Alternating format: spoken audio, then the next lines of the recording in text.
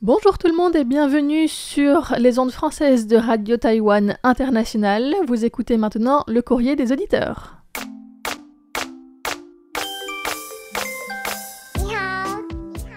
Nous sommes le 1er février 2025 et vous êtes en compagnie de Florian Dai et de Megouin pour l'émission Le courrier des auditeurs. Alors, comme c'est le tout premier courrier de l'année du serpent, mais surtout du mois de février, il est temps de vous annoncer le concours du mois de février qui est extrêmement simple. En fait, c'est même pas un concours, parce qu'on ne demande pas de chercher une réponse, on sollicite plutôt un partage de votre part. Oui, un partage de l'impression ou de vos pensées à l'écoute d'une émission en particulier qui s'appelle Baguette et Bubble Tea. Oui, donc baguette, c'est l'ustensile qu'on utilise pour manger dans le monde chinois. C'est pas le pain français ? C'est pas le pain français, c'est pas la fourchette surtout. Et bubble tea, c'est bien sûr le thé au lait aux perles. Voilà, j'espère que j'ai bien prononcé. Et que Taïwan adore en fait, que les Taïwanais adorent en général. Et c'est une émission réalisée en collaboration avec les étudiants de l'Université nationale de Taïwan qui faisaient des cours de langue et ils étaient même pas spécialisés en français en fait. C'est ça, on a souhaité souligner aussi. Du coup, c'est plutôt par intérêt que ces étudiants apprennent à parler français et ils ont réalisé une émission radiophonique. Et du coup, c'était diffusé dans le cadre de On en parle à Taïwan. Exactement. Donc, vous pouvez aller la rechercher sur Internet si vous ne l'avez pas écoutée ou si vous voulez vous rafraîchir la mémoire. Oui. Et puis, nous partager vos réactions. Et en cadeau, il y aura une calligraphie du Nouvel An pour toutes les personnes qui participent. Voilà, du coup, c'est qui le maître de calligraphie? C'est mon petit doigt. Voilà, donc c'est Floriane qui vous écrivra des couplets du Nouvel An, en fait, c'est ça? Oui, enfin, juste un caractère, pas les couplets. Non. Pas tous les couplets que l'on met autour de la porte, parce que ça Oui. serait beaucoup pour tout le monde. Oui. Mais voilà, un caractère du bonheur pour tout le monde. Voilà, donc si vous souhaitez recevoir, parce que tu as déjà offert ces calligraphies l'année dernière, et il y a eu des échos très positifs. Et du coup, donc si cette année, selon le coutume traditionnel, on renouvelle chaque année ce qu'on accroche sur les portes, tous ces vœux du Nouvel An en fait. Donc c'est le moment pour renouveler les vôtres. Et puis il y a aussi le concours trimestriel où on vous demandait quelles sont les 3 actualités à Taïwan en 2024 qui vous ont le plus marqué et pourquoi ? Donc c'est aussi un partage. En 2024, il y a eu beaucoup de choses qui se sont passées à Taïwan de manière positive, mais aussi de manière catastrophique ou négative. Donc les événements qui vous ont marqué le plus, c'est à partager avec nous en fait. Voilà, et là il y aura un tirage au sort comme d'habitude, et donc il y aura 3 très beaux carnets de notes qui seront tirés au sort parmi les personnes qui nous partagent les événements qui les ont le plus marqués. Voilà, donc bon courage à participer à toutes ces activités, concours.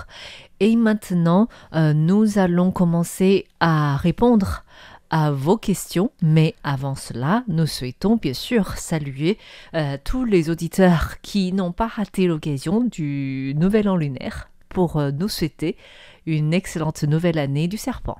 Effectivement, vous avez été très nombreux et nombreuses, et d'un petit peu partout dans le monde. Donc, on remercie Monsieur Najmuddin en Inde, Ashik Egbal Tokon du Bangladesh, mais aussi Alain Carlier, Daphné Arans, Christian Guibaudot, Philippe Marsan, André Bio qui nous ont écrit. De même que depuis l'Afrique du Nord, nous avons eu des messages de Imen et Nesrine Bahri, Nagmouchi Noiri, Abdelila Izou et Nissa Fardi en Tunisie. Pour refaire un petit tour en France, on a aussi eu des messages de bonne année de la part de Jacques Augustin, Daniel Villon, Maggie Roy, Paul Jamet aussi, qui nous a partagé 2 cartes créées par l'intelligence artificielle. On en reparlera tout à l'heure d'intelligence artificielle. On a l'impression, je me demande si c'est pas le service français qui est dessiné en fait. Parce que je vois un tout petit groupe de personnes autour de cette table en train de se réveillonner en fait. C'est possible. On attend sa réponse peut-être. Ensuite, dans d'autres coins du monde, on a aussi eu des messages de la part de Pitri Kumari et Siddhartha Bhattacharjee qui nous écrivent depuis l'Inde, mais aussi Sutomo Hwang d'Indonésie, Pierre-André Mbuezolo Foba d'Afrique centrale, et enfin Carlo Giordani et Ciro Albanese d'Italie. Donc merci à tous ces auditeurs. En fait, on ne les a pas tous cités parce que la liste est tellement longue, mais on a l'impression, on souhaite répondre à tous les auditeurs en fait pour vos vœux. Nous saluons bien sûr Gustavo Lucas qui nous ont appelés en fait par téléphone. Nous a appelés, pour présenter les vœux du Nouvel An. Oui, et puis il y a aussi eu beaucoup de personnes qui nous ont écrit ou qui ont répondu sur Facebook, sur les réseaux sociaux. Voilà. Donc on les remercie aussi. Là, c'est vrai que j'ai pas la liste sous les yeux. C'est tellement long la liste. On les reçoit aussi, on les lit. Donc merci beaucoup pour vos vœux et très bonne année à tous et à toutes. Oui, alors je pense que Taïwan vient de sortir d'un très long congé en fait. On arrive enfin à la fin de ce congé qui dure, si on rajoute les week-ends avant et après, une dizaine de jours. Et c'est pour cela les aéroports internationaux étaient remplis pour les départs et les retours pendant cette période des fêtes. Et on a l'impression qu'il y a plus de personnes qui ont fêté le Nouvel An à l'extérieur du pays qu'à l'intérieur du pays en fait. Mais j'ai aussi rencontré plusieurs personnes que je connaissais d'avant qui habitent à l'étranger, qui sont revenues aussi pour passer le Nouvel An à Taïwan. Oui. Et puis les routes sont toujours très encombrées parce qu'il y a beaucoup de voyages internes aussi entre le nord et le sud. Mais heureusement que cette année, comme les fêtes sont plus étalées un petit peu. Oui, du coup, ça a permis de soulager un peu les embouteillages, même si ça reste toujours très chargé en fait. Ouais, et les trains, c'est pareil, il faut se battre pour obtenir une place. Ça, c'est sûr, comme d'habitude. Voilà, maintenant, nous commençons à répondre aux questions. Oui, donc peut-être on peut voir d'abord celle de Paul Jamet sur l'intelligence artificielle. Oui. Parce qu'il nous a aussi écrit il y a quelques jours par rapport à cette actualité de l'intelligence artificielle chinoise qui vient de sortir, DeepSeek. Oui, j'ai l'impression que pendant la semaine du Nouvel An lunaire, c'était bien l'actualité la plus bouleversante pour l'intelligence artificielle. C'est DeepSeek, développé par la Chine avec un budget beaucoup moins important que ce que les États-Unis sont en train de développer. Et l'arrivée de cette intelligence artificielle a d'ailleurs fait chuter les titres des côtés en bourse de ChatGPT et des autres, de Nvidia et de TSMC aux États-Unis. Et je crois que le PDG tellement célèbre, Jensen Huang, a perdu combien de valeur de son patrimoine en une seule journée de transaction. Et du coup, du côté de Taïwan, ce qui est inquiétant, c'est on a surtout parlé du fait qu'il y a tout de même une sorte de censure. C'est une intelligence artificielle très intelligente, on pourrait dire, parce qu'elle est capable de faire des censures vis-à-vis de Taïwan, par exemple. Vis-à-vis de Taïwan, vis-à-vis de l'histoire de la Chine, effectivement, il y a certains sujets qui sont évités, qui sont contournés, qui sont réécrits aussi. Comme Tiananmen de 1989. Oui, tout à fait. Mais c'est une censure qui n'est pas absolue, puisque l'ancienne ministre du numérique, Audrey Tang, a réussi, le jour même, à la contourner, à trouver une manière de bidouiller le code pour avoir une réponse qui dit non seulement ce qui s'est passé et l'importance du massacre de Tiananmen, mais aussi le fait que la Chine contrôle beaucoup les informations à ce sujet, et donc ça fait que beaucoup de personnes ne sont pas vraiment au courant de ce qui s'est passé. Et Paul Jamet, comme un grand chercheur dans l'esprit, dans l'âme, a vraiment essayé, en fait, il a essayé DeepSeek en utilisant tous les mots-clés dont on a dit tous les sujets en fait qui pouvaient être censurés sur DeepSeek. Il a aussi essayé la tactique que tu as partagée dans l'actualité de Audrey Tang. Ouais. Oui, il n'a pas vraiment réussi. Je pense que la manière dont on a présenté c'est tellement succincte pour pouvoir contourner l'autocensure de DeepSeek. Mais dès qu'on saura plus, si on comprend un peu plus, on pourra arriver à partager avec vous les techniques utilisées par Audrey Tang pour contourner DeepSeek. Et du coup, Paul Jammet s'est amusé à partager, à utiliser DeepSeek pour parler de Taïwan et la Chine, la dépendance de Taïwan, par exemple, à la Chine. Oui, donc il a posé plusieurs questions à DeepSeek, dont que représente Taïwan pour la RPC Chine. Et du coup, c'est une réponse très attendue, en fait. On est un pays souverain indépendant, c'est ça? Mais en fait, vu que c'est que représente Taïwan pour la Chine, oui. Eh bien, c'est une réponse du point de vue de la Chine. Donc, c'est la République populaire de Chine considère Taïwan comme une partie inaliénable de son territoire depuis la fondation de la République populaire de Chine en 1949. Et donc, selon la position officielle de Pékin, il n'existe qu'une seule Chine, c'est le principe d'une seule Chine. Et donc voilà, mais après, ils disent quand même que l'île a développé son propre système politique et économique. Donc, en fait, je suis d'accord avec cette réponse, quelque part, c'est le point de vue de la Chine sur la situation de Taïwan.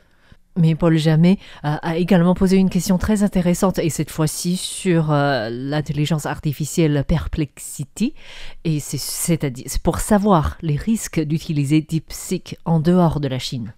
Voilà, donc il a dit effectivement que l'utilisation de DeepSeek en dehors de la Chine présente plusieurs risques importants, selon Perplexity, donc qui est aussi une intelligence artificielle générative. Et les risques sont donc sur la confidentialité et la sécurité des données, puisque DeepSeek stocke les données des utilisateurs sur des serveurs en Chine. Donc le gouvernement chinois pourrait potentiellement y avoir accès. Et la politique de confidentialité de l'entreprise indique qu'elle collecte et stocke une large gamme de données personnelles, y compris les historiques de chat et les schémas de frappe au clavier. Wow. Voilà. Donc ça pourrait ne pas aussi être en accord avec certaines réglementations dans d'autres pays, puisque les données sont stockées en Chine et c'est pas autorisé partout non plus. En fait, c'est aussi pour ça que personnellement, j'ose même pas essayer DeepSeek de mon côté, en fait, parce que j'ai l'impression que tout ce qu'on tape va être stocké et j'ai peur de... s'il faut s'inscrire, en fait, voilà, c'est tout de suite lié à notre adresse mail, à notre personne. Donc, Il y a aussi des risques de censure et de biais, puisque certains sujets sensibles liés à la Chine sont censurés. Selon toujours cette autre intelligence artificielle, il y a des failles de sécurité qui ont été identifiées aussi, des risques pour la propriété intellectuelle, parce qu'il y a des suspicions que DeepSeek pourrait avoir utilisé sans autorisation des technologies développées par des entreprises américaines comme OpenAI. Je crois que les actualités qui sont arrivées par la suite montrent dans ce sens aussi. Dans ce sens, en fait, avec des preuves plus ou moins solides déjà sur cette utilisation illégale des choses développées de OpenAI, en fait. Ouais, et donc la conclusion, c'est aussi qu'il y a des implications pour la sécurité nationale, puisque les autorités américaines considèrent DeepSeek comme une potentielle menace pour la sécurité nationale, craignant l'exploitation des données sensibles par des entités liées au gouvernement chinois. Et donc, Perplexity termine en citant 8 sources différentes, donc des articles d'où viennent ces informations. Donc ça, c'est aussi appréciable. Oui. Et je pense que, donc merci beaucoup à Paul Jammet d'avoir testé DeepSeek pour nous, en fait. C'est vraiment le premier.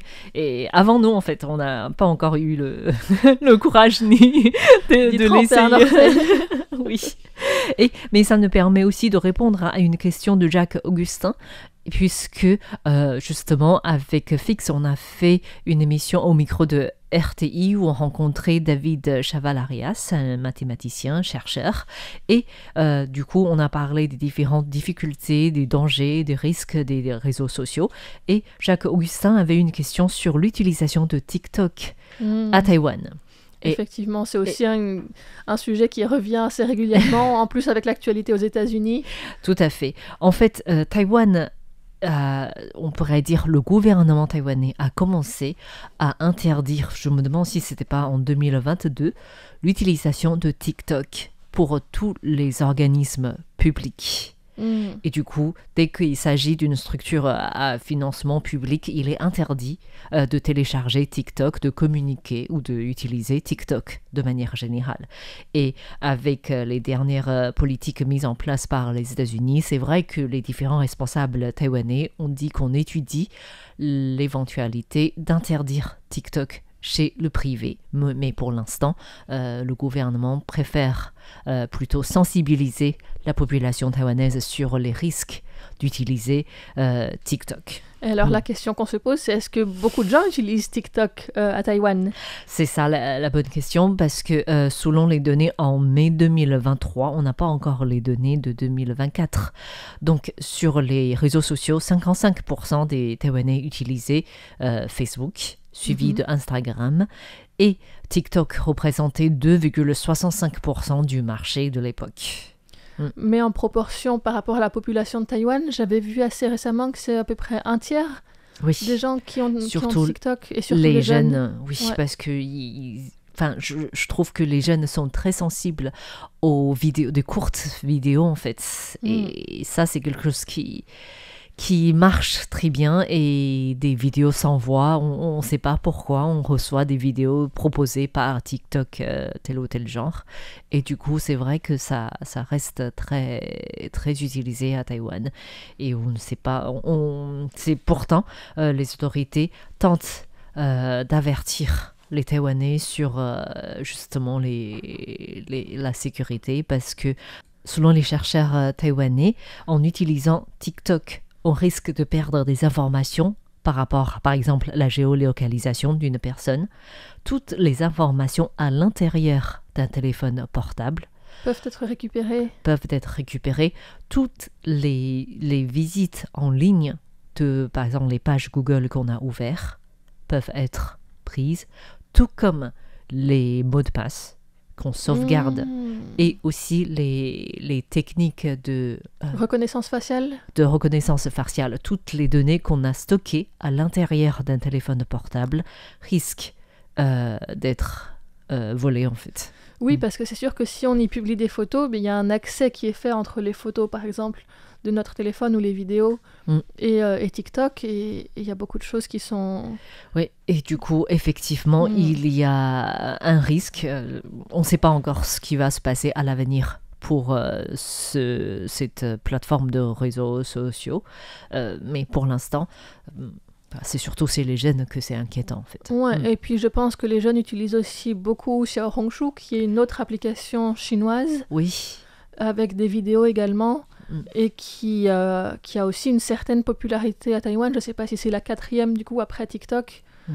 C'est très populaire aussi en fait. C'est aussi très populaire chez les jeunes, avec des vidéos, des petites choses que je n'utilise pas du tout.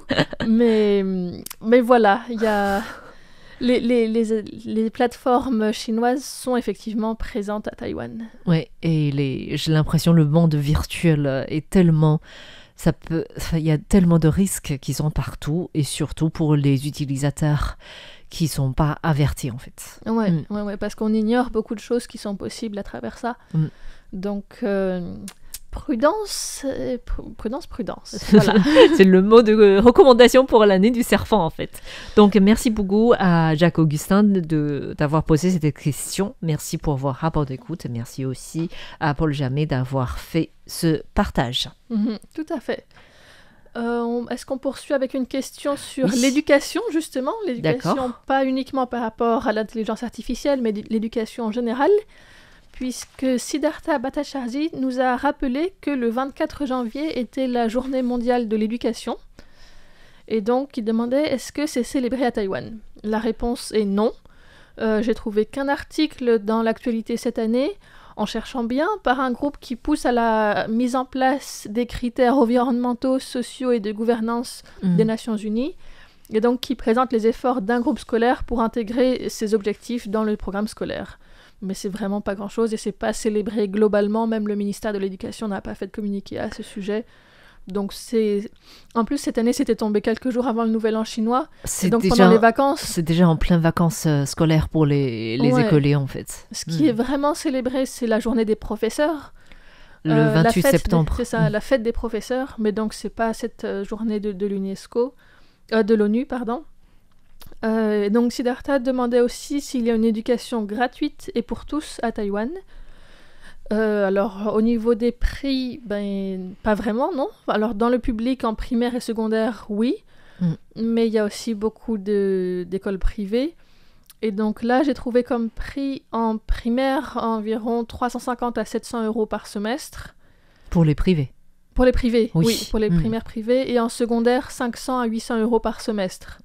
Mais Donc, pour les publics, c'est gratuit. Pour les publics, c'est gratuit. Il y a aussi toujours des frais administratifs. C'est ça, administratifs pour les manuels, pour tout ça. Oui. Mais c'est globalement gratuit pour le public. En sachant qu'après, au niveau secondaire et puis surtout université, c'est aussi sélectif par rapport aux résultats des examens pour voir si on est admis ou pas dans telle ou telle université. Et donc là, il y a beaucoup plus de différences de prix. Mais depuis l'année dernière, le gouvernement a mis en place justement une subvention des écoles privées, notamment pour le lycée et les universités, afin de réduire justement l'écart. Entre les frais à payer pour le public et le privé. Mais est-ce que cette année, cette subvention peut être mise en place? Avec on le budget sait pas. Ouais, c'est à voir encore. Parce que c'est vrai que les frais universitaires sont relativement chers pour le privé. En tout cas, parmi les 100 pays ayant le PIB le plus élevé au monde, Taïwan est le 14e pays avec les frais de scolarité, donc universitaires, les plus élevés. Avec une moyenne de 6 000 euros par an, contre une moyenne mondiale d'environ 3 000 euros par an. Donc là, c'est vrai que pour le privé, en tout cas, les universités sont vraiment chères, globalement parlant à Taïwan. Après, ça dépend vraiment de chaque université, de chaque cursus aussi, oui. de chaque département, parce qu'il y a parfois besoin de matériel différent, etc. Mais donc, l'éducation supérieure n'est pas toujours accessible, ou en tout cas pas facilement, parce que ça demande... souvent, les parents, c'est vrai qu'ils aident beaucoup encore pour la scolarité des jeunes. Donc voilà un petit peu pour un petit panneau des prix de scolarité à Taïwan. Voilà, donc merci beaucoup à Siddhartha Bhattacharjee qui nous écoute en Inde. Exactement. Merci. Et nous avons une petite question de la part de Philippe Marsan qui a écouté les émissions spéciales du Nouvel An lunaire. Vous êtes nombreux à réagir. Et du coup, comme on a parlé, bien sûr, le serpent était à l'honneur, on a parlé du serpent. J'espère que vous avez aimé l'histoire, la fiction qu'on a développée. Sous forme de pièce de théâtre. Tout à fait. Et n'hésitez pas, bien sûr, à partager vos points de vue sur cela, à partager aussi des histoires du serpent que vous connaissez de votre région, en fait. Et du coup, Philippe Marsan nous a parlé d'une sorte de vipère très dangereuse qui s'appelle l'aspic. Et c'est pas très long comme un serpent, mais difficile à repérer parce qu'il n'est pas très grand, mais il est très venimeux. Et apparemment, si quelqu'un a une morsure de vipère aspic, oui, il ne possède que 3 ou 4 heures pour trouver le sérum nécessaire pour survivre. Et du coup, en plus, ce genre de serpent existe aussi dans l'eau. Et du coup, il voudrait savoir si les vipères aspic existent aussi à Taïwan. J'en ai pas entendu parler. Justement, en fait, on a l'impression, d'après les recherches, la vipère aspic est une espèce de serpent de la famille de vipères et qui vit avec les différentes sous-espèces essentiellement en Europe. Plutôt dans des zones plus tempérées aussi qu'à Taïwan, j'imagine. Oui, donc on en trouve en France, en Italie, en Suisse, aussi dans le nord de l'Espagne. Et aussi localement dans quelques pays voisins, mais on n'a pas ce genre de vipère aspic à Taïwan. Et je pense que ça manque pas parce qu'on a déjà suffisamment de serpents assez venimeux. Elle va pas nous manquer, ça va. Oui, effectivement, parce que c'est notre quotidien en fait, même si on se balade en montagne tout proche des villes de Taipei par exemple, on risque de croiser des serpents. Il y en a parfois sur le bord de la route, parfois derrière, dans les maisons aussi, derrière la radio. Donc effectivement, les serpents sont déjà suffisamment présents autour de nous. Oui. Donc s'il y en a une de moins, on s'en fait bien. Oui. Voilà, donc merci beaucoup à Philippe Marsan pour vos rapports d'écoute et aussi pour cette question. Et nous répondons maintenant à une question de Christian Guibaldo qui voudrait savoir si... il a deux questions en fait. Tout d'abord une petite, il souhaite savoir si la carte spéciale pour la participation de l'activité Ma Connexion avec RTI est déjà partie. Normalement, oui. Ça fait au moins 2 à 3 semaines que c'est déjà envoyé et j'espère que vous l'avez bien reçu. N'hésitez pas à nous confirmer et si vous ne l'avez pas reçu, n'hésitez pas à nous signaler. On peut vous renvoyer en fait. Et on a déjà précisé dans les émissions du Courrier des auditeurs que comme ce sont les mêmes cartes pour chaque participation, on a envoyé qu'un seul exemplaire. Donc si vous souhaitez en recevoir plusieurs en nombre conséquent par rapport à vos participations, n'hésitez pas à nous signaler non plus en fait. Donc si ça fait juste 3 semaines, elles devraient arriver, soit elles ont déjà arrivé, soit elles vont arriver très prochainement. Donc vous pouvez rester attentif à ça, effectivement. Oui, et la deuxième question de Christian Guibaldo, c'est sur les cirques, parce qu'il allait voir le festival du cirque de Monte-Carlo, et il se demande si cette manifestation annuelle est connue à Taïwan. Et d'ailleurs... à partir de 2028, l'utilisation des animaux pour des spectacles dans des cirques sera totalement interdite en France. Et du coup, il voudrait savoir si les cirques itinérants existent toujours à Taïwan et si les spectacles avec les animaux sont toujours autorisés à Taïwan. Déjà, le festival du cirque de Monte-Carlo, on n'en a pas Non, j'en ai pas entendu parler. Pas vraiment à Après, Taïwan. je suis pas dans le milieu du cirque non plus, donc peut-être que les personnes qui sont dedans le connaissent probablement. Forcément, oui. Mais pas le grand public. Non, on ne fait pas le pub jusqu'ici, dommage, mais peut-être avec le temps ça arrivera. Et sinon, les cirques itinérants existent-ils toujours à Taïwan? Je crois que non, en fait. Quand j'étais petite... pas trop cette tradition. Non, je pense que c'est une tradition plus occidentale, en fait. Et quand j'étais petite, il y avait des troupes de cirque, notamment de la Russie et de l'Europe, ou d'autres pays qui viennent faire des tournées à Taïwan. Donc j'avais assisté à quelques-uns de spectacles. Mais j'ai l'impression que depuis de nombreuses années, cette tradition n'existe déjà plus en fait. On invite rarement des troupes de cirque comme on entend. C'est vrai que j'ai vu des spectacles de cirque où j'ai une amie qui fait du cirque en Europe, mais à Taïwan, j'en ai jamais vu. Enfin, il y a des acrobaties. Oui. Il y a les acrobaties chinoises. Il y a des spectacles, mais c'est pas forcément des troupes et pas forcément des troupes itinérantes non plus. En tout cas, j'en ai pas entendu parler. Ce qui est itinérant, c'est plutôt les marionnettes, des spectacles comme ça. Tout à fait. En fait, justement, à Taïwan, c'est quelque chose qui est plus ou moins négligé, dans le sens que dans la catégorie des types de spectacles subventionnés par le ministère de la Culture, le cirque n'existe pas à part entière. Il est plutôt classé dans la catégorie danse. Déjà. Et dans le système éducatif, il n'y a pas vraiment de discipline cirque et c'est plus inclus justement dans les folkloriques, les arts de folklore ou encore l'art visuel de spectacle. Et du coup, c'est pas quelque chose qui est très très mis en valeur. C'est vrai. Et du coup, à Taïwan, on a très peu de troupes de cirque, sauf un en fait, qui a réussi à survivre depuis plus de 12 ans, en fait. Ça s'appelle Fokassa, cirque, le Fokassa, et c'est quelque chose c'est une troupe qui tente de résister à la méconnaissance de la société taïwanaise. Ils font chaque année des tournées à Taïwan, et apparemment, ils font plus de 70 spectacles dans des petites écoles éloignées pour les milieux défavorisés chaque année. Beaucoup ne sont payés qu'au SMIC, donc c'est pas un métier qui gagne hyper bien non plus, mais c'est une troupe qui gagne de plus en plus de subventions du ministère de la Culture pour aller à l'étranger.